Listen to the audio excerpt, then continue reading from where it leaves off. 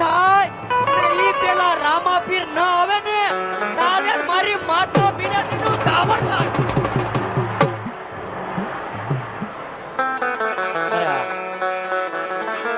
રામા આપણને કહેવામાં જરા લાય હવે બેનને તેડવા નીકળું. મારી હાંડ લઈને ધીમે ધીમે ચાલતો થયો ત્યારે